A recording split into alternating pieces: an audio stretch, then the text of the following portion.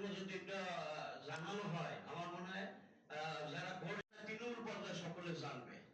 যাই হোক, স্যারের একটু রাস্তাঘাট কাজ আমরা দক্ষিণাঞ্চলের পক্ষ থেকে যারা সংসদে আছি এবং সরকারে আমরা যারা আছি তারা সবাই সরকারের কাছ থেকে এই অর্থ বরাদ্দ আদায় করে পরিকল্পনার মধ্যে নিয়ে যাতে করতে পারি, সেজন্য আপনারাও একটা জনমত তৈরি করবেন যাতে সরকারও এর প্রয়োজনীয়তা বুঝতে পারে।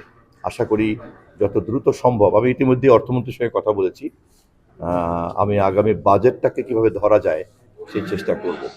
আমিও আমাদের সিনিয়র মন্ত্রী মেজর হাফিজউদ্দিন সাহেব, অন্যান্য মন্ত্রী আমাদের নুরুল হক নূর এবং সুমন সহ আমরা একটু বসছি, বৈঠক করছি।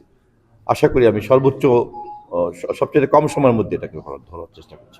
সামগ্রিকভাবেই গণমাধ্যমের ব্যবস্থাপনাটাকে আমরা একটা আধুনিক ব্যবস্থাপনার মধ্যে আনতে চাচ্ছি এবং সে কারণেই শুধুমাত্র বিশেষ কোনো অনলাইন বা ইলেকট্রনিক অথবা প্রিন্ট এভাবে ভাগ না করে আমরা একটু পিছিয়ে আছি এই আধুনিক যে প্রযুক্তি নির্ভর বিশ্ব ব্যবস্থা এবং এই ইকোসিস্টেমের মধ্যে আমরা আমাদের নতুন গণমাধ্যমের মধ্যে যুক্ত হতে পারিনি এখনো।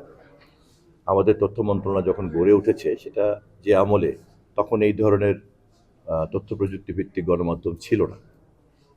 আবার এখন যে ধরনের তথ্য প্রযুক্তি ভিত্তিক এবং নতুন কমিউনিকেশন টেকনোলজি ভিত্তিক গণমাধ্যমের যে প্রসার তৈরি হয়েছে, এটার সঙ্গে যেভাবে খাপ খাওয়ানো দরকার তাও এতদিনে হয়ে ওঠে নাই।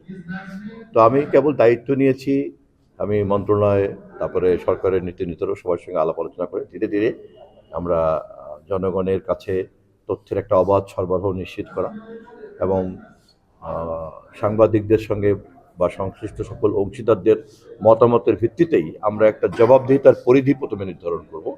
তারপর সেই পরিধির সীমানার মধ্যে আমরা সর্বোচ্চ স্বাধীনতাকে নিশ্চিত করব।